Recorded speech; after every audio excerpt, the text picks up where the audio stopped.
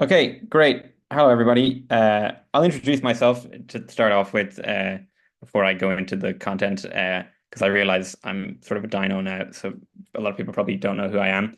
I'm Jack Synnott. I used to debate primarily for Trinity Hist, TCD Hist, as we called it in the day, and as I'm sure they still call it now. And yeah, I did debating for quite some time. Probably the biggest thing that we did was breaking first at Euros and breaking the record for the points and stuff. And I also was open best speaker at that Euros, so reasonably successful run. So I hope that the things that I have to say here will be helpful in encouraging people to replicate those achievements. But I also want to flag that you've kind of like I want to start from a position of humility here. Obviously, I don't know everything in the world about debating it, as nobody does, and also just a lot of advice is very particular to the person that's giving it. So what I'm going to discuss are very much things that worked for me. They may not work for you. So my advice to anybody watching this is what I say is nowhere close to gospel. It's very much just some of my thoughts on things that helped me out when I was a debater. I primarily spoke second when I was debating, and that's what the theme of this workshop is second speeches. And I'm going to do some quite specific things because I was thinking in advance of this about what it would be useful to tell people about in relation to second speaking. And I think, firstly, there are quite a lot of good videos on the internet already about a lot of areas of second speaking, that it would be a waste of your time for me to just recapitulate what's in those videos, because you can just go and find them and watch them on multiple times speed and get the information that way.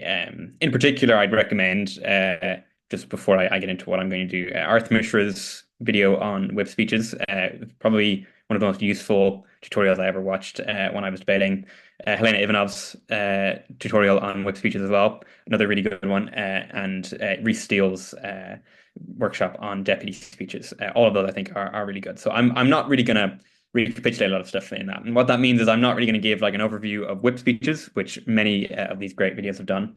And I'm also not going to do anything that's too practically based in support. I'm not really going to tell you how to do rebuttal, how to do weighing and impacting, because I think you can find a lot of that stuff on the internet. And also, my position on this is kind of that a lot of these skills are things that a large amount of the way of getting better at them is just doing them a lot yourself and getting feedback from judges at competitions, from your coaches, from your peers, and trying to implement that feedback. So I think that kind of abstract description of techniques there can only get you so far. And also, I think the best versions of those abstract descriptions are already out there. So it's not much use for me to repeat them. So that's what this workshop is not going to be. I'll now tell you what it is going to be. To me, I feel like there are three things that I feel like I know a fair bit about, and that there is not a huge amount of resource around, and that people tend not to be great at. The first is strategy in deputy speeches. So that's going to be a big chunk of the workshop. The second is thinking about the interaction of material and applying commentary or kind of meta debating mindset to debates. And the third is bench work, or specific bench comparisons, primarily in whip speeches, though in theory, there's nothing to stop you applying similar techniques in deputy speeches. So those are the things I'm going to talk about. The consequences of this workshop is going to be a little bit of a Frankenstein's monster, because I'm just going to jump between these three topics. I'm hopefully going to, my aim is to present it in a way that it feels kind of cohesive, and hopefully won't be too much of a whiplash jumping between them, but just the caveat that it's going to be like that. So for people watching back on this online, you might only be interested in one of these three things. Feel free to just skip ahead to the content that matters to you, as if you need my permission. You're a free agent. I cannot control how you engage with this workshop, but my recommendation would be kind of drift in for the bits that are relevant to you. If they're not relevant to you, just ignore them. So that's what I'm going to do. And then I'll also obviously leave a bit of time for questions at the end. So without further ado, let me finally get into actually telling you some things about debate. The first section on this is going to be about strategy in deputies, is kind of what I've called it. But I guess it's more about thinking about the role of a deputy speech, and what it is that you're trying to achieve when you're delivering a deputy speech. And the reason I wanted to talk about this is because I felt when I was debating that deputies were one of the hardest positions to get very good at. They have a weird kind of a gradient of performance where certainly what I've observed and what I felt myself is when I started speaking second, deputies felt like the easier position than whips. And then there was a certain point where that changed, partially because I was getting to a higher level, and so the debates I was in were harder, but also that I felt that my whip speaking abilities were improving at a faster rate than my deputy speaking abilities. And so you kind of reach this weird plateau where uh, after a certain point, it becomes quite difficult to get good at debating deputy speeches. I found. And I think that there are a couple of reasons for this. And so I'm going to try and provide some tips that might help with this. And I think the main reason is that it's kind of like a kind versus wicked problem if you compare whip speeches and deputy speeches. So whip speeches are very much kind of a kind problem in when you're trying to solve the problem of getting better at them, in that you get very timely feedback that is very clear, and it's very obvious what you need to do when your whip speeches are not working. So if you're in a debate and you're trying to deliver a whip speech, and the reason you lose to a team is because you didn't rebut them enough in the whip speech, it's obvious that the problem there was that you didn't do much rebuttal. Similarly, if you're always losing to your top half, it's obvious that the problem there was that you weren't doing enough bench weighing. So it's quite easy to identify what you need to add to your speeches, or what you need to refine in your speeches to get better at delivering speeches. Deputy speeches, I find, are more of like in the kind of theory around this sort of problem solving, what you might call a wicked problem, and that the feedback that you get is often not timely, it's not specific, it's not easily available. So even the best deputy speeches are going to win like two comparisons implicitly, right? It's not going to be a specific attempt that you deliver to beat a team that beats them, because the teams that speak after you, you're going to beat them by things that you preemptively did. And so consequently, if you lose to teams that are speaking after you, it's not always obvious what was lacking in your speech that made you lose to them. So it can be quite difficult to figure out what it is that you're stuck on in a deputy speech. And so then consequently, it can be quite difficult to improve. And I think that couples with a general problem I've noticed in how people think about deputies, that consequently gets people quite stuck. So I'm going to articulate the problem, um, articulate my other way of thinking about deputies. And my hope is that by encouraging people to think about them in this way, it might make it easier for people to figure out ways that they can improve at delivering deputy speeches. So that problem is this, in that I think people have a tendency not to think about deputy speeches in the same way as whip speeches. And I think that is wrong. I think that deputy speeches on a conceptual level are very, very similar to whip speeches in terms of what it is that you are asking yourself to do in the 7 minutes of your speech. I know that there are a variety of workshops like this where people encourage you not to think about deputy speeches like whip speeches. And I'm not saying that those people are wrong, because I think that the thing that they actually end up saying when they put forward that opinion is usually correct. I think what people mean when they say that is don't think about deputy speeches in the incorrect way that people tend to think about whip speeches. And so I think if you conceptualize whip speeches correctly, and then you think about deputies in the same way, you can start to get towards a very coherent way of understanding how deputy speech should be delivered. So what is, in my view, the correct way to think about whip speeches? It is this. I think that in whip speeches, what you are not trying to do, some people will tell you this, is summarize the debate or resolve everything in the debate. There are a great many things that happen in the debate that it is of no relevance to your position in the ranking, whether or not they are resolved. And you have no obligation and absolutely no need to spend any time considering them. Instead, what you're trying to do in a whip speech is identify the most urgent things for you to do to increase your team's overall ranking in the round. So when you stand up to deliver a whip speech, you obviously have the material that your partner delivered, and you have a lot of information about what's happened in the debate. And you want to ask yourself, what are the 5 or 6 most important things that I can do in the next 7 minutes that will increase the likelihood that my partner's material beats other teams in the round? And I think if you think about whip speeches in that way, which I think is the correct way to do it, and also implicitly how people often think about them while they're doing them, even if they don't theoretically describe their whip speeches like this. I think when you're actually standing there and trying to come up with 7 minutes of content, this is what's going through your mind. Deputy speeches are ultimately very similar. You're trying to determine in 7 minutes what are the most useful things that you can do to make sure that your material beats the material that the other teams are bringing. And I think from that perspective, it's actually relatively simple, but also in its own way quite complex to work out what it is that you need to do in deputy speeches. The big difference, obviously, between a deputy speech and a speech is that you have much less information about what's happening in the debate when you are speaking in deputy than you do in whip. So in some ways, whip speakers are in this quite privileged position of they basically know everything that's happened in the debate. Obviously, at UpWhip, you know everything because you're the last speech. At GovWhip, you can probably infer the vast majority of things that are going to take place in the debate, unless the UpWhip is absolutely phenomenal and completely reframes everything. But for the most part, you can work out everything that you need to do. So the question, what do I need to do in these 7 minutes to get my team into a higher position, is much easier to answer.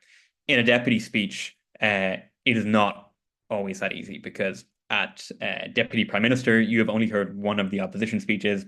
A Deputy Leader of the Opposition, you've heard two government speeches, and you have no idea what the back half are going to do. So that puts you in this kind of obviously difficult position because you're trying to ask this question, what are the most urgent and efficient things for me to do? But the things that would determine the answer to that question are things that you just cannot know because it will depend on what other people in the debate do. So that, I think, is why deputies tend to be quite difficult, especially at the high level, is that kind of mismatch between the question and the problem that you're trying to answer as the speaker and the available information that you have to get yourself towards that answer.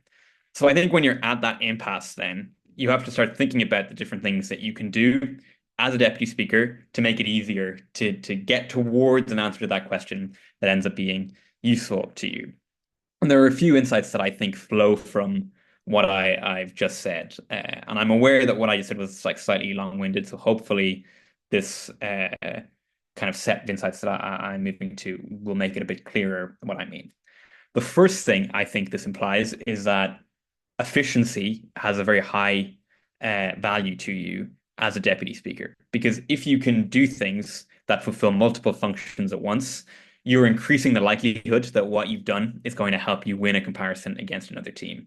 And since you can't be sure of the things that other teams are going to do, fulfilling as many functions as possible is an easy route towards a relatively nice position in the debate. So the first insight there, I think, is that you really want to be trying to maximize the efficiency of the functions of your material. So you want to be trying to deliver pieces of material that do as many things as possible. And if you've come up with something that you could do that fulfills multiple functions, that's probably something that you should prioritize in your deputy speech. So if you have a line of analysis or a take on the material that your partner delivered, or a particular framing mechanism or piece of weighing that you think would also be quite destructive to either a case that's been run by the other side or a case that could potentially be run by the other side, and that also maybe firms up some of the analysis in the constructive case that you're delivering, and you can get all of those functions fulfilled in that relatively short space of time, that's obviously a good thing to deliver and something that you should prioritize very quickly because it's going to sort of maximize the body of things that you're doing. So that's the first thing. The second thing is that being able to figure out the track that you think debates are going to take based on limited information is going to be very helpful to you in getting better at deputy speeches. So often I think what holds people back in deputies isn't any practical lack of ability. So it's not necessarily that people aren't very good at rebuttal or they're not good at weighing or anything like that. It's rather a lack of a kind of ability to strategically foresee what's happening in the debate. Part of this is a preemption issue, right? So being able to preempt what's going to happen in a debate really helps here. But there's also a kind of more general skill, which is being able to think about what types of material and what particular ways of putting forward arguments in a round are likely to be robust and impervious to a variety of different attacks. So it's very, very possible to work out a way in a deputy speech to rank quite highly in the debate without really having any sense of what you think the other side are going to run, or what you think that the back half teams are going to run. If you can accurately predict that, it's obviously going to help you quite a bit. But if you can't, you could also, for instance, really frame an argument in such a way that it places a massive roadblock to anyone else trying to enter into the debate, so that regardless of what other people do, they're going to struggle to be able to outweigh your material or to upend the material. You could, for instance, really incredibly intricately, constructively build out the argument that your partner has put forward, or the arguments that your partner has put forward, in such a way that every team is going to have to spend a long time attempting to rebut them, or trying to weigh separate pieces of construction material against them and just conceding that the arguments are true. All of these types of things are as useful as preemption, and in my head kind of fall under the same category as preemption. Because what you are trying to develop here is a skill of just extending your material into the debate, and making it so that the argumentation that you've brought is extremely difficult for other teams to maneuver around. So that's kind of the second insight, and I'll maybe talk about that a little bit more when I get into the slightly more practical part of this. The third insight that I'll give then is that you want to think about deputy speeches in a very dynamic way. And I hope that what I've said has implied that, or made that clear. Because I think a problem that I see when I'm coaching people, or when I'm giving feedback, is that sometimes people have a tendency to think about the deputy speech in particular as kind of a checklist, right? In that there's like 5 or 6 things that you should do in a deputy speech. And those things are rebuttal, weighing, impacting, framing, so on and so forth. And a really good deputy speech does all of these things really well. And so sometimes I hear people saying, I thought my deputy speech was really good because I did lots of rebuttal. And I think a sentence like that speaks to a lack of understanding of the position. Because sometimes a deputy speech can be really good because it's done lots of rebuttal, because lots of rebuttal was necessary to win an important comparison. Other times you can deliver an immaculate deputy speech without really much rebuttal at all. To give kind of a recent example, in the Oxford IB final this year, the team from Stanford in opening government won the debate. There was not a huge amount of rebuttal in the deputy speech. A lot more of it was about framing and developing their argument. And that was, I think, a very strategic decision by the deputy speaker, because it was not a debate ultimately that was going to be won or lost on the rebuttal. And the particular type of case that opening government were running in that debate, which was a very high impact case, but very frame dependent, was not going to be weighed off successfully by just rebutting out everything on the other team. The important thing to do was to convince the judging panel to buy the framing, and to buy the scale and the depth of the impact. And I think very successfully that team managed to do that. So what I'm getting at here is that the way to think about deputy speeches, I think that is likely to be the most productive to you, is as a position that kind of has no rules, in that you can really do whatever you think is the right thing to do in those 7 minutes. And to think about all of the components that you might sometimes put in a kind of checklist type way of thinking about it as tools in the toolbox that are available to you to help you to win those comparisons. And so those tools then are rebuttal, weighing, impacting, framing, reconstruction of your partner's argument, second speaker substantive. Though there's a caveat here. Personally, I don't really recommend second speaker substantive unless you're really in a pinch, because I think you want to be putting the best material in the first speech, and also there's just like it's very rare that you will deliver second speaker substantive well enough for it to be credited that extensively. But it's still a tool there in the toolbox, and there are times when an easy way to beat a team is to introduce an argument that screws them over, and then introducing that argument quite quickly gets you somewhere very quickly. And the core takeaway here anyway is this point that you've got this kind of grab bag of stuff that you want to deliver, and it's up to you to pick and choose what it is that you're going to deliver and when you're going to deliver it. And that, I think, is really the skill that you want to improve on. So all of this then comes down to saying that really the skill that is going to help you improve as a deputy speaker the most, in my view, is the skill of prioritization. I know a lot of teams particularly at a certain ability point where you're kind of good enough to win quite a few debates. You probably break at a lot of competitions, but you're maybe struggling to progress very deep in the out rounds or break very highly or beat the absolute best teams. I think a piece of feedback that those teams tend to hear a lot is to get better at prioritization. And I think in particular in the deputy speech, prioritization is very difficult, but it's also very important. And the more you can try to improve your prioritization, the more you're going to improve those speeches. So that's kind of the first section of the workshop, is just talking about that from a very theoretical perspective. What I'm now going to do, because I think the big takeaway that I've come with from that is about thinking about prioritization, is just give some advice on prioritization in those deputy speeches. And I'm also going to join that up a little bit with a certain kind of philosophy of opening half cases that was very useful for me and my partner when we debated. But that's a little bit orthogonal to this conversation. So I'm going to give the prioritization advice first. And I have a few pieces of advice on getting better at prioritization. The first piece of advice is thinking about the trade-off in a debate that you're in is going to help to lead you towards the material that's going to be important to establish your place in the debate. So I kind of encourage you to think of nearly every debate that you're in as involving some kind of significant trade-off. It's very, very rare that there'll be a debate where one side just has all the best material and all the true material and all the important material, and the other side is completely nonsense. Most of the time, is going to be at least one good thing that the other side can say, and that could beat your argument. And identifying what that is, and then working out a way to make the argument for it less powerful, is usually going to be a priority for you. And all of the various different things that you could try to preempt will be different ways that other teams will try to do that. So something like very strong rebuttal from another side is shifting the trade-off in their favor by reducing the power of your argumentation.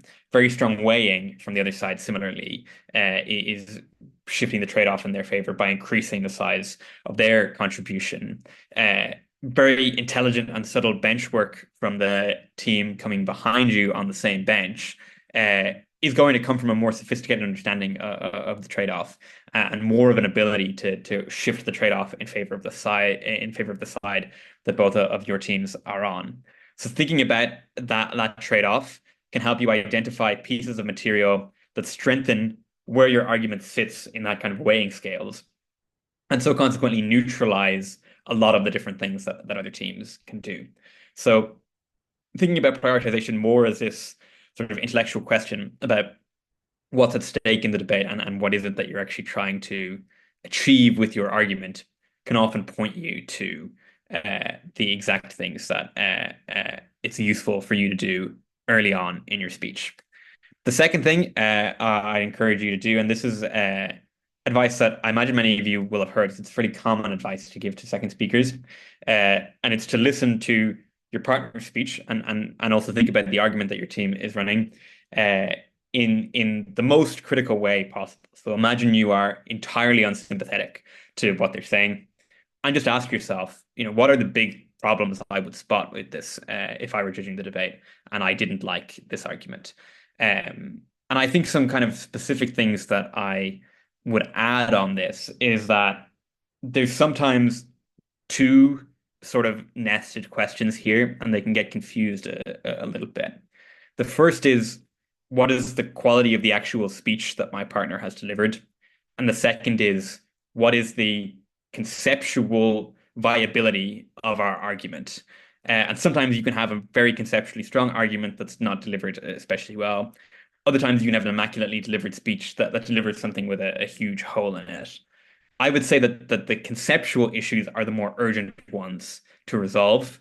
The more kind of surface level issues with your partner's speech can usually be fixed fairly quickly if you've got a very solid argument. So this is kind of an add-on to that piece of advice about thinking about your partner's speech with a critical eye, is also to try and identify for yourself which are the more intense criticisms and the criticisms that highlight more of an existential threat to your argument.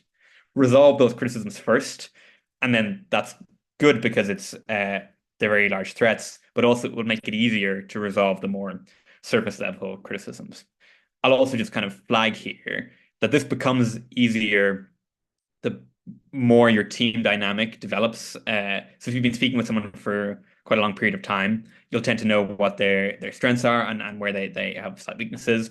Also, you'll tend to find kind of a certain rhythm where both of you sort of know what the other person is going to do and they sort of know what they can leave to you and what it's better for them to cover. So it starts to become a little bit more of an automatic process. And also, as your teammate gets better at delivering the first speeches, there will be fewer of those types of issues. So it will be easier to identify them where they are because they'll kind of like appear by exception. And then it makes your job as the second speaker easier. So I would really encourage you guys to try and develop a dynamic with your partner that really works for you because the quality of your deputy speeches is to a large extent contingent on the quality of first speeches, which is also a reason why this very kind of self-centered, individuated style of debating that one sometimes sees, where people care very aggressively about their own speaks and their own performance, and not at all about their partners, tends not to get people very far because, particularly as second speakers, because the best second speaker work is done by understanding what your partner's doing, helping your partner to be as good as possible, and then that ultimately makes your job quite a bit easier. So that's the second piece of advice is just some kind of thoughts around thinking critically about what your partner does. The third piece of advice, it's a slightly boring piece of advice that people don't really like to hear, but it is true, is that judging will really help you with doing this more easily because you will just see almost instantly if you do some judging the mistakes that people make over and over and over. And you also just start to understand what it is that judges are actually thinking, because often I think judges can have very different understandings of debating to speakers. And even people who speak and judge might speak in a slightly different way to how they judge. So personally, for me, I did a lot more judging after I spoke, and I find that I now think about speaking in quite a different way to how I did because it's much more of an external perspective. So that's a bit of a boring piece of advice, but it is a piece of advice that I think helps. And in some ways, if you want to look at this from a really kind of lazy, self-interested perspective, it's kind of a shortcut to doing a lot of the conceptual work that I've described in the first two pieces of advice. Because rather than trying to infer sort of from first principles or from kind of like this sort of tea leaf reading process where you pulled information out of various bits of feedback and results in debates, what it is that you want to be doing, you can just kind of go straight to the source and judge a lot of debates with some good judges and actually get the answer of what it is the judges are looking for you to do and what the important things to do in debates are. So if you are the type of person who doesn't really like judging and much prefer speaking, and you're consistently being told that you would get better at speaking if you judged, I encourage you to think of it as actually quite a lazy and self-interested thing to do, and try to frame it to yourself as almost like a cheat code, because that might make it easier to convince yourself to sign up to judge competitions if you find judging not very fun. That's just me attempting to hijack the psychology of people who might be like my younger self, in the hopes that this might help you ultimately to achieve your goals. So that's just a side piece of thinking about judging. So those are kind of three pieces of advice that I have about prioritization. But I hope that the theme that's coming through, and if I have anything like a kind of general thought about debating, it's this, is that a lot of the questions that you are trying to answer at a high level of debating, and prioritization questions are a huge amount of what you're trying to do at the highest level of debating, because the most valuable resource in a top room is time, because every debate or in the room is going to be very good at all of the constituent parts of debating. It's going to be doing a lot of things to a very high level. So being able to use your time as efficiently as possible to resolve as many of those problems that have been put in your way as quickly as you can is the thing that you're going to be aiming to do. My general point about these things is that all of them are quite dynamic and open, and there is no specifically right or wrong way to do them. There are just kind of better or worse ways to do them, or ways that work better or worse in a particular instance. So what you really want to be trying to encourage in yourself as a mindset, and what you want to be thinking about as you go through debates and as you get results and feedback and you improve and you plateau and so on and so forth, is what are the best things that I can be doing right now? In this debate that I just did, what could I have done that would have been better than what I just did there? What was the weakest part of my speech? And could I have replaced it with something else, or could I have improved it such that it would not have been so weak? These kind of very, in some ways, narrowly focused questions, I think can really help to lead you to deeper and more useful insights into how you improve at debating. So that's the end now of this section of kind of general ideas about prioritization. I'm going to now quickly articulate a certain strategy in top half that myself and my partner found very useful. And I hope this will kind of like crystallize some of the things that I've been talking about in the kind of more abstract section of the workshop. So this approach was recommended to us by a judge that we received feedback from. It was Dan Lahav. I'll name them because I don't want to take credit for the insights. And actually, if you watch some top half debates that they were in, there's good videos on the internet of them employing this technique very well. In particular, I'd recommend the Thessaloniki Worlds partial octo final, in which the debate is something to do with movies showing the horror of war. And they're in opening government, and they with their partner Ayal, and they deliver kind of, in my view, like the Platonic ideal of this kind of strategy from top half. So if anything that I'm about to describe is a little bit abstract or difficult to follow, I'd recommend just watching this video, which is on YouTube, and it might crystallize it even more than what I'm about to say. And so the strategy was this: in the first speech, you essentially try to just run as much content as you can. So this is particularly useful for opening government, but you can also employ it in a slightly modified form in opening opposition. So usually it's not very hard in prep time to think of like 2 or 3 big arguments that are obviously going to be useful to your side. And it is possible in a first speech to run a version of these 2 to 3 arguments that is pretty good. It might not be the most immaculately developed version of the argument, but it will be enough that the average judge will credit it. If the first speaker is very good, as my partner was, they'll be able to deliver to quite a high level, that it will be credited with a high level of belief by the judge. And then the role of the second speaker becomes to basically pick and choose what of that material is worth taking forward in the debate. And they can choose that on the basis of what the other team on the top half has said and the argument that they're running, what they can kind of figure out about the back half teams from their POIs, also from the kind of like process of elimination of what material that is realistically going to be available in the debate that hasn't been run. And so they have a little bit more information about how the debate is going. And because their first speaker has delivered quite a lot of material, they have a lot of options about what it is that they can do in the second speech.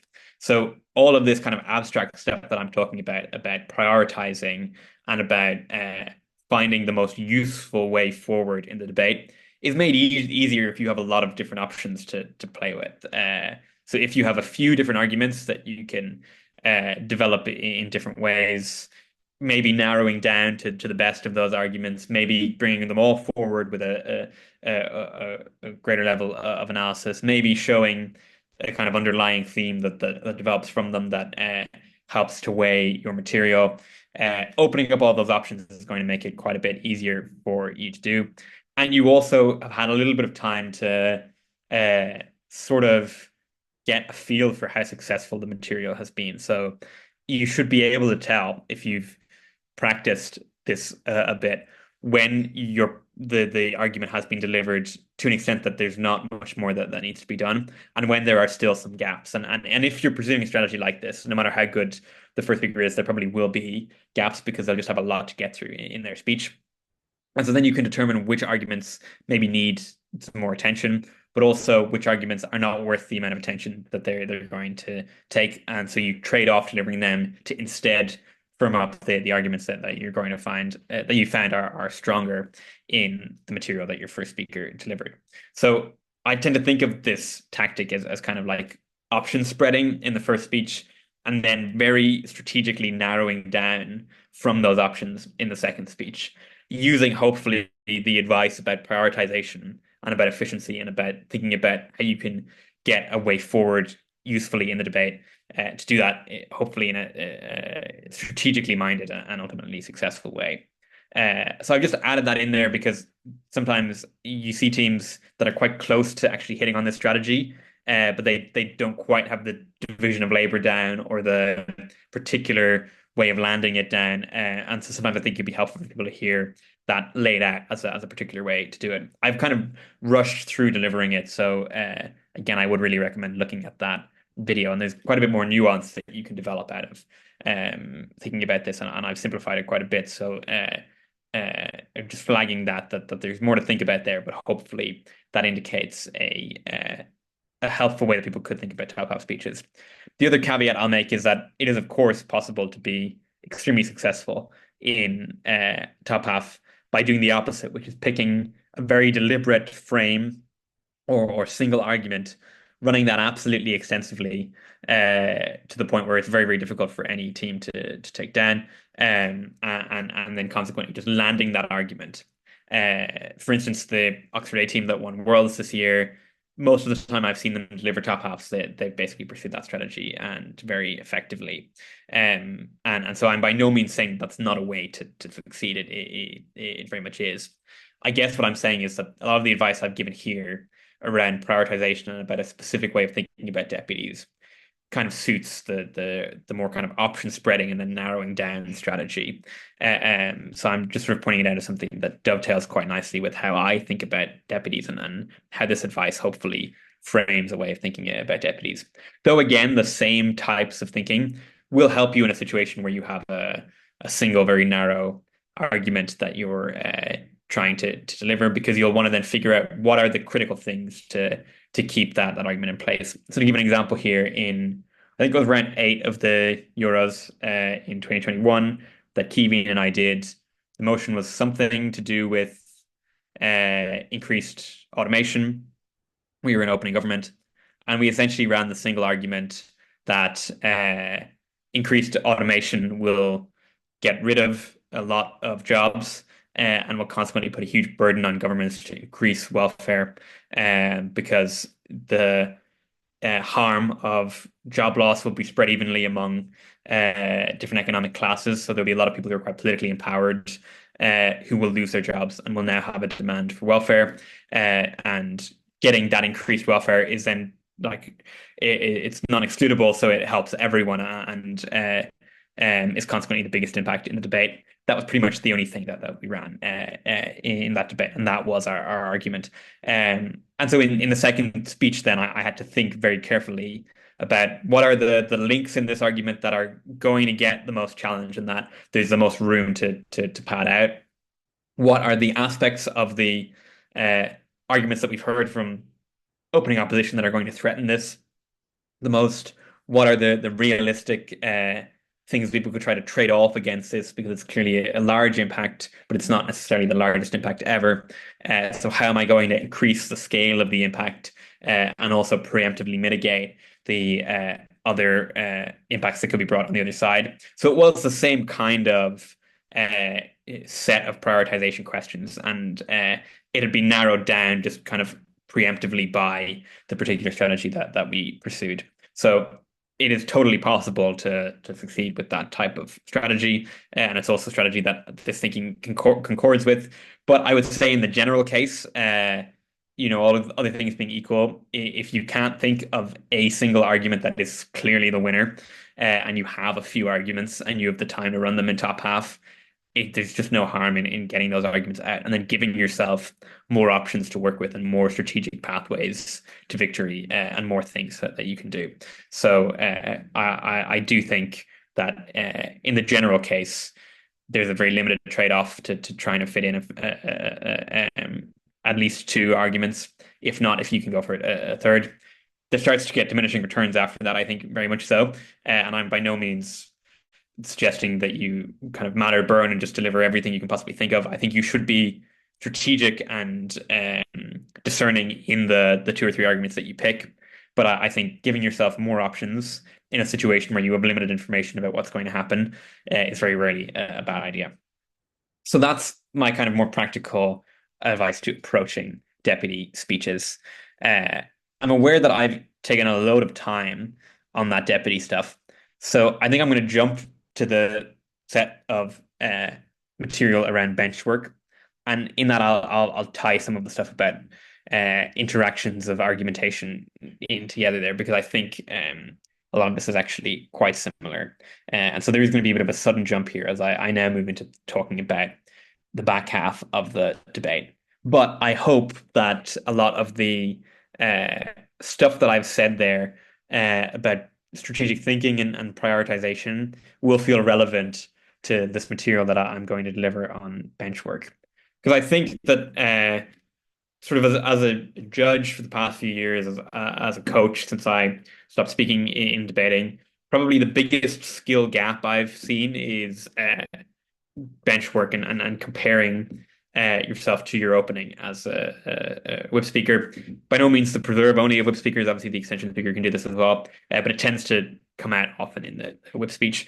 And I do think it's a thing that a lot of people seem to just struggle with. There seems to be, certainly people tell me this, a trend towards back half teams struggling a lot more than they used to, and motions that in the past would have been considered quite deep now being considered relatively shallow because people are struggling to beat out their top halves. And in some ways, this is tied to a trend towards matter burning, that people are finding it quite difficult to negotiate their way around. But I think actually the issue isn't really that people are burning material. The issue is that people in back half are not weighing their material well enough.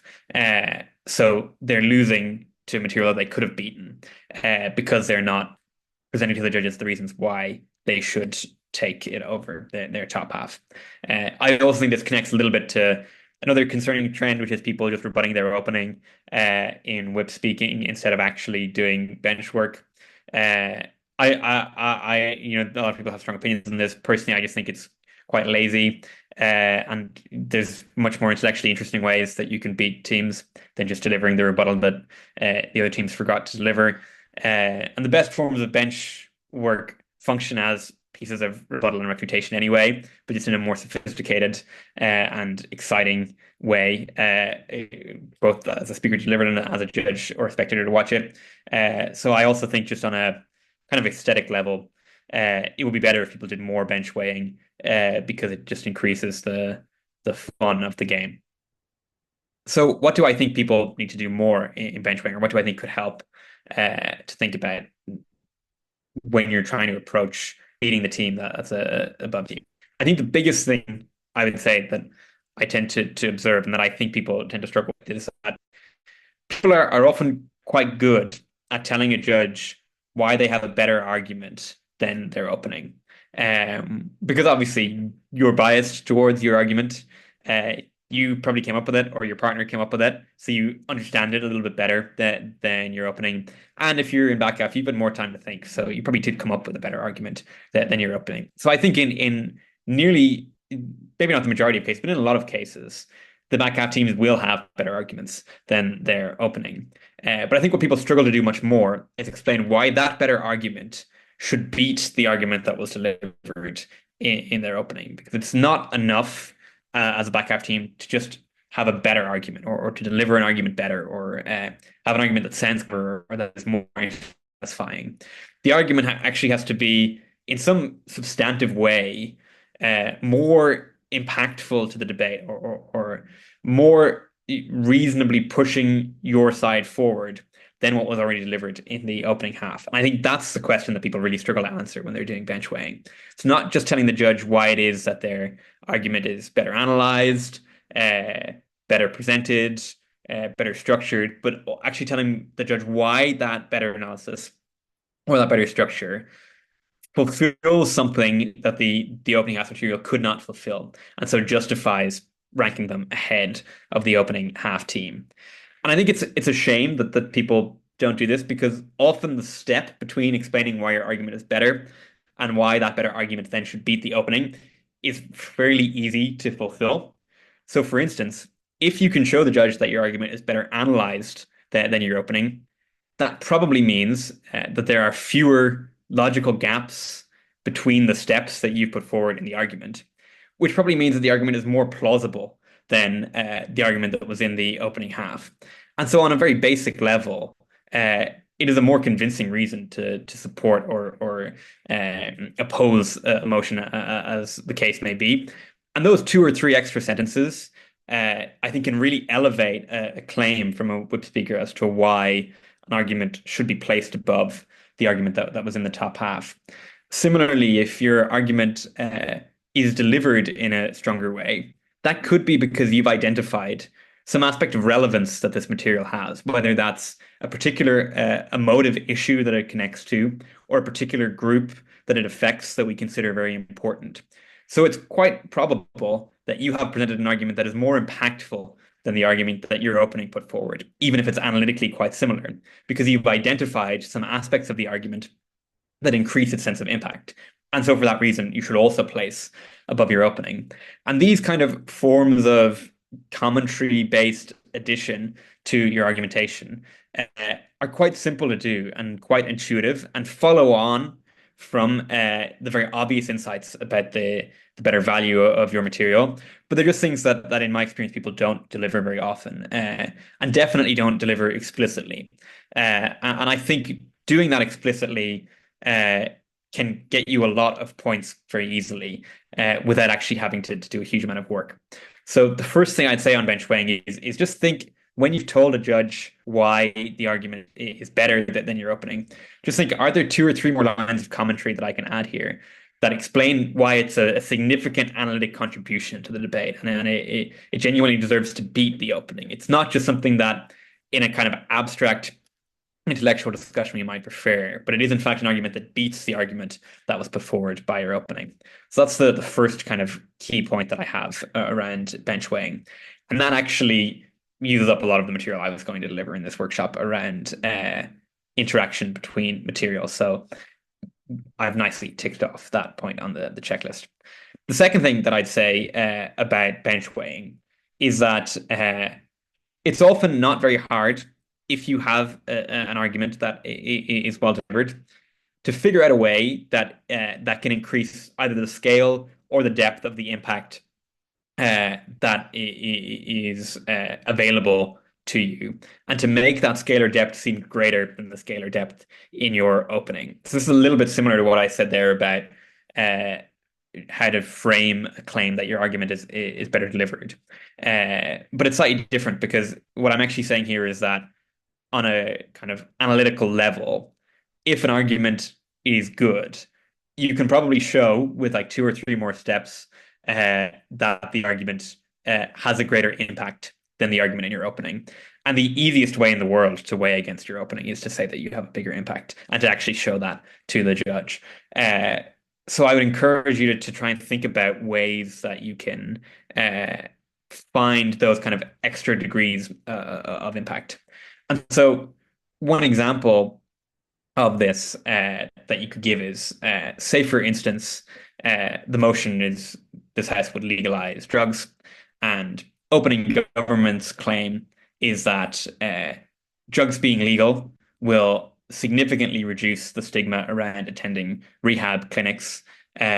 So people might be more likely to go into rehab programs and then consequently give up drugs, and that would be good for their health.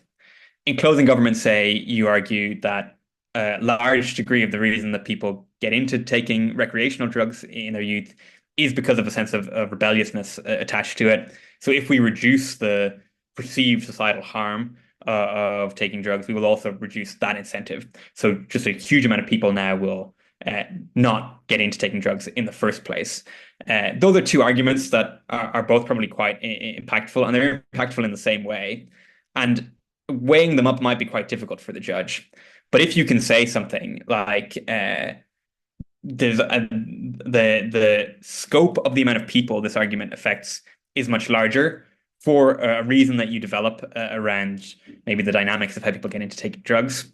That could be one way to just very easily increase the scale of the impact. Or, and this is kind of riffing on a classic debating example that I'll give you in a minute. If you can point out that while in opening government, they help a large group of people to overcome the harm that was committed, that they experienced by becoming addicted to drugs. But in closing government, you prevent that harm from ever happening in the first place. Even if it's the exact same number of people, the impact is greater because you're reducing something completely to zero, whereas all that opening government can do is sort of take the harm and then bring it down more than it was being it could be brought down in the status quo. That's another way to present this argument as having a greater degree of impact in the debate. That kind of set of reasoning, as an aside, is riffing on probably my favorite BP debate of all time, which is the Warsaw EUDC semi-final, where the team from PEP A proceed from that debate with, I think, probably greatest whip speech that's recorded on the internet. So I would really recommend watching that. And it uses a very similar weighing mechanism about the distinction between resolving an existing harm versus preventing the harm from coming into place in the first place, and why that should be characterized as a greater impact in the debate. So those are some ways to think about how you can add a bit of extra oomph to the impact on your side, and then consequently use that as a form of weighing. Tied into this is that I would encourage you again to think about this in terms of your team dynamic. It's just that whenever you're trying to deliver an argument in back half, try to work out ways as you're delivering it that do actually literally increase the scope of the impact. So what I've given you there are kind of rhetorical tools or sort of analytic pathways to taking an impact that is basically the same as your opening and make the impact sound like it's of greater scale. It's obviously much easier if the impact just actually does have a greater scale. And often in the extension speech, there are routes in any impact to just add maybe 10 or 20% more to the impact. And so I'd encourage you as a team to work out ways to do that so that then it's easier for the whip speaker to carry out that weighing. Because it might seem from the extension speaker's perspective a little bit superfluous to add that extra percentage onto the impact, because if you've already delivered the argument and it's analytically sound and you feel it's landed, this kind of extra little bit of the impact probably doesn't seem dispositive to you, but it's actually of huge value to your second speaker because it makes that form of bench weighing much simpler than it could otherwise be. So this is another point where having a good team dynamic and working collaboratively across the two speeches is going to make your life quite a bit easier. The third thing then that I have in terms of advice for bench weighing is to try to think about where there are gaps in your opening, not just from the perspective of argument generation, because I think in general, extension speakers, when they're good at debating, are really, really good at doing this, at finding the holes in their opening or the areas that haven't really been worked out as much as they could have been, and finding ways to fill them. But I think as a second speaker, you also want to be asking yourself questions about these gaps, because if any of your material can be shown to fill those gaps, it's a very easy way to claim arguments from your top half to your side. And so consequently get a bigger bundle of impacts that you can bring in the debate, but also present yourself as being much stronger than your opening. And often this can be done even if the areas of argumentation don't necessarily obviously interact. If you can just think through different aspects of the material that you've delivered. So an example that I'll give here is at this year's LSE Open. I was speaking in the quarterfinals, and the motion was about limiting the amount of international players that could play on European football teams. And our team from opening opposition had a principled argument around the value of agency and free choice, that would be limited if you impose this regulation on the teams. We, in closing opposition, had an argument about the degree to which the quality of football would go down if this limitation was put on football teams. And we were able to show in weighing that actually the opening opposition argument about choice is just a kind of general argument for the value of choice and for freedom. And our argument about how football gets worse on side government is a way in which the agency and the freedom of a lot of different people is reduced. So football fans' agency is reduced because there are fewer good football matches that they can watch, but then the set of choices available to them is cut down. Football players' agency is reduced because they have less competitive leagues that they can engage with, and just an option to play in a competitive league that was available to them before is taken away, and so on and so forth. So we were able to point out ways that actually all of that material around the value of choice is amplified by our material. And so to some extent, you have to credit it to us if you buy it in the opening half.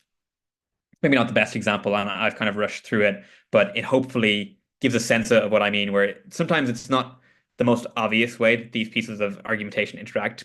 But if you think through kind of the consequences of your argument and just various different ways that ideas intellectually connect, you can show how there's a gap that you're filling. So the gap there in opening opposition was pointing out the particular relationship between this motion and its impact on sport and their general principle about agency. By just a very small amount of analysis about the quality of football, we were able to fill that gap and show how that argument actually gets activated within the debate. So that's another thing that I'd really encourage people to do, and that in particular is one that I don't really see people doing as much these days as I did when I started debating, is this kind of particular type of gap filling and showing how the filling of that gap lets you realistically claim an argument and actually encourages the judges to credit it to you. I think this is just my personal theory that type of bench weighing has been replaced by people using certain buzzwords, like the fact that their arguments are analytically prior or some other nonsense, without actually explaining what that means. And it's another one of those cases in debating of a certain type of argumentation becoming a shorthand that people then forget the meaning of, and so then becoming analytically impoverished. So I think when people say that stuff is analytically or logically prior, what they're trying to say is this, that there is a gap in the opening team that their material fills, and by filling that gap, they've contributed significantly to the debate. And actually, what you're crediting to the opening, you should credit to them. But people, in my view, now don't really bother saying that. They just say the buzzword of analytically prior. And that doesn't actually give the judge any reason to place you above another team, because it's just two words that don't really have any meaning in context. And then there's a separate thing of that's now filtered down to people saying things are analytically prior when they're actually not, because the words have become slightly meaningless. So that's my kind of old man yelling at cloud criticism of the use of that term in debating. But I do think that it speaks to a larger problem, which is people not actually thinking about the ways that their material engages with opening, but just a little bit like how I was talking about the kind of checklist thinking in deputies, just thinking of weighing as a thing you have to do, where you have to throw out some words or some kind of like catchphrases about why your material is better, instead of actually just asking yourself the quite simple question, which is, what is it about our argument that gives the judges a stronger reason for supporting our side of the debate? And often the answer to that question is really simple and can be explained in 2 or 3 sentences, and can then access a lot of benefit for you in the debate. So that's kind of my general theory about thinking about that type of bench weighing. And I think asking yourself that question more and being quite strict with yourself about only delivering reasoning that actually answers that question will help, hopefully, for people who are struggling with bench weighing and with placing themselves above teams that are in the top half of the debate. The final thing I'll say, and then I think I'm going to open things up for questions if there are any. If there aren't, that's also totally fine. Is that just at the end of all this, because I'm aware that I've just sort of vomited a lot of information, and that at times I've been quite critical of current trends in debating. On maybe a more optimistic note, is that you will just be at a phenomenal advantage if you make any attempt to explicitly weigh against the opening team in back half of debating. Because I have just found in recent years that this simply does not happen very often. So often now teams are relying on people, on judges implicitly noticing the ways in which they weigh over their opening, or as I've already discussed, just doing kind of rebuttal to their opening team and not actually giving the explicit reason why they place above their opening team. So even kind of mediocrely done bench weighing, I think you will find will actually get you very far in the current climate in debating because explicit bench weighing has really, for some reason, fallen out of fashion. I personally don't understand why, but it does seem to be a thing that is kind of lacking in contemporary debating. Though my perspective on this is limited because I've only really attended some internationals in the previous few years, and I'm not going to kind of weekly IVs. So maybe there's amazing bench weighing happening at these competitions that I'm just not seeing.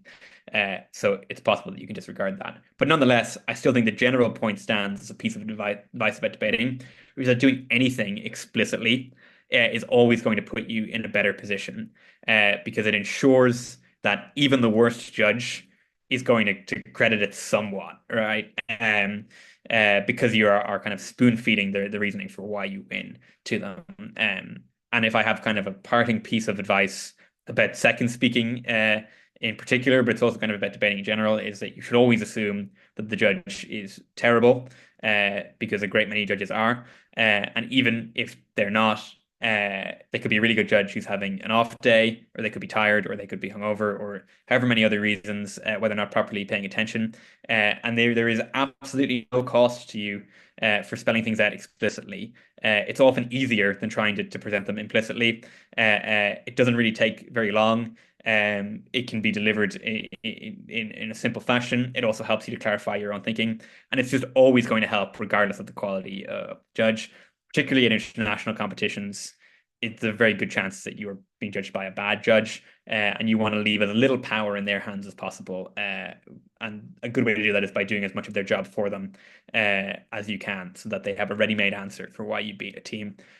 So my big piece of advice from all of this is ask yourself all of these prioritization questions that I've outlined, do all of this conceptual thinking, and then explain it to the judge in the simplest way that you can. And be as explicit about it as possible, even down to saying things like the reason we beat opening government is this, the reason we beat opening opposition is this, the reason we beat closing opposition is this. I guess if you were CO, you would replace CO with CG. And I think you cannot get too direct here. I think that level of explicitness is always going to help you and comes with a very limited trade-off. So that's kind of my finishing piece of advice. Happy to take some questions now. If not, I'll kind of awkwardly figure out a way to close out this session. But yeah, I don't know if there's like a Zoom chat or something. I can't see any questions. I can see that there's some kind of reaction on someone's screen. I'm going to take it that there are no questions I have a and hope that question. I'm right. Oh, okay, great. What's your advice for if there's just a huge amount of material in the top, like in the front half, as a whip speaker, and you're trying to position your like partner's case, but it's kind of overwhelming, so you don't really know where to position it. Would you like, what would be your advice for that kind of situation? I think it depends on the precise nature of the situation and the nature of your material. But a couple of things I'd say is that one thing you can do is try to figure out a reason why your argument just has a vastly bigger impact than any of the material that the teams in the top half brought, so that you can start to do a kind of like collective weighing where you weigh it almost in isolation, and then say that beats all of the arguments that have come out of the top half. That can be, if you can pull it off, that's obviously a good way to do that. It is very hard to do though, and I think weighing in isolation as opposed to weighing by comparison to another team is often quite difficult to do. So the other things that I would suggest doing are try to work out as the whip speaker what the best material in the top half is, and best in kind of a holistic sense. So even if there's loads of material, probably the judges are only going to credit certain parts of that. Some parts of it will be kind of red herrings that don't have much impact. Certain parts will probably be cancelled out in kind of like a wash style fashion, and certain parts will just have kind of problems to them. And if you kind of like apply this kind of criticism and break it down in all these different ways, you might find that there's actually only two or three really significant arguments, and then you can try to weigh against them. Again, that's obviously like a little bit difficult to do, but if you can pull it off, that can make things simple.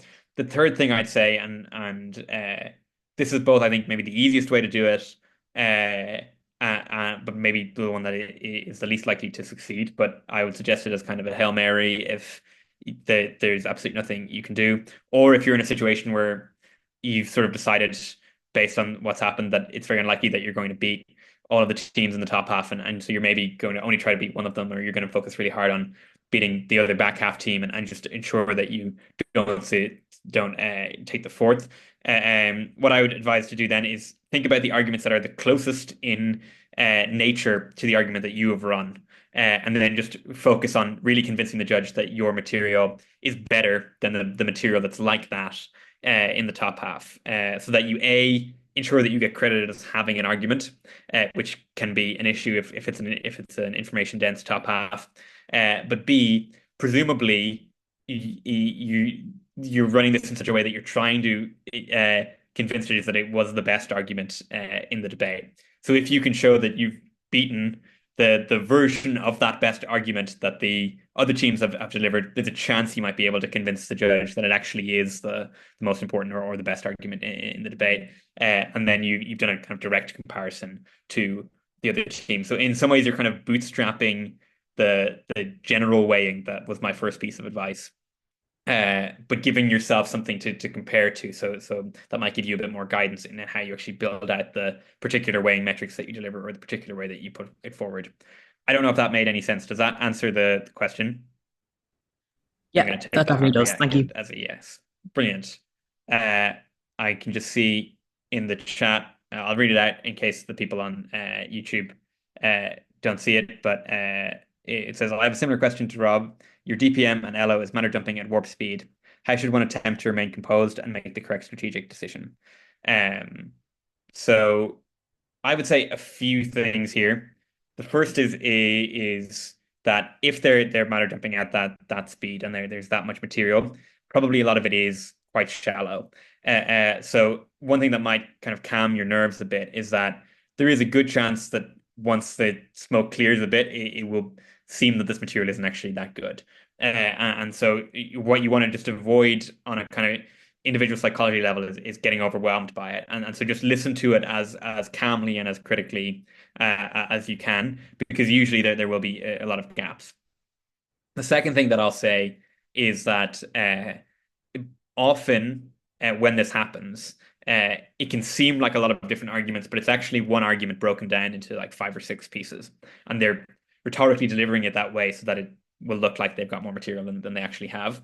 And so getting good at noticing when lots of different arguments are actually one argument can make it easier to respond to them. Both because you can more quickly come up with the responses because you're only thinking about one thing, but also then in your actual speech, you can efficiently get through a lot of the material. So the second thing there is just ask yourself where there's overlap between the bodies of material that they're delivering. The third thing then is a little bit similar to the point about whip, which is focus on strengthening your argument and presenting why it is just so strong that it's going to beat out all of that material. And I think that is in general preferable. If they genuinely do have like 5 arguments and they're all brilliantly done, you probably aren't going to be able to rebut all of them comprehensively. So you really want to be able to weigh just over all of those impacts in the debate. And I actually would say that maybe in top half, this is even more of a viable strategy, because even if you lose to that team, if you spent a lot of time developing the value of your impact at DPM, there's a good chance that you'll probably beat the back half teams, because closing opposition are going to be screwed as well because OO will have taken all of the good material, and closing government now are going to not really have anything that they can weigh out over what you've delivered. And so then you can at least take the second, which in the vast majority of debates is all you need, because you can break on straights and then you can get to the final of the competition by consistently taking seconds. So in a scenario like that, it might be a time to think about just really heavily weighing your argument. And that could beat the opening opposition if you do it well enough, but I think it will definitely beat the two back half teams. So those would be a couple of things that I'd suggest. But the biggest point I think is just actually not panicking and saying to yourself that to some extent this is kind of smoke and mirrors, and there are going to be mistakes here, and there's going to be core issues. And the final thing, actually, apologies, this is a little bit badly structured, but I just remembered this, is that the stuff I was saying at the beginning of the workshop about trade-offs can often help both with developing your impact in a very powerful way, but also in showing how a lot of their arguments are actually the same argument. Because usually, even if they're different arguments, they're going to pivot around some aspect of the core trade-off of the debate. So if you have a clear sense of what that is, and then you can articulate why the trade-off should be made in your favor, that can both be a good way to increase the strength of your argument, but also decrease the strength of a lot of arguments on the other side at the same time. So that's my final thing is see if thinking about the trade-off helps you to get at multiple ways of responding to what you've heard from opening opposition. I hope that made sense as well. I apologize, it was a little rambling, but yeah, happy to take any more questions. And if not, I hope this was useful. Also, if people have questions on YouTube, you can probably find me on some social media if you look hard enough. And if you text me, I'll usually get back in a reasonably timely fashion with advice. I'm very happy to give advice if it's an area that I know stuff about. If not, I'll maybe try and point you towards somebody who knows about it better than I do. But yeah, I would encourage people to reach out to me. The one thing I would say to maybe not do, because I could see this being a situation if anyone was interested in feedback, is to comment on the YouTube video, because I imagine I will never look at this YouTube video ever again. But try and find me on the internet somewhere. I'm on all the major social media platforms, and my name is just my name, Jack Synnott. So I shouldn't be too hard to find.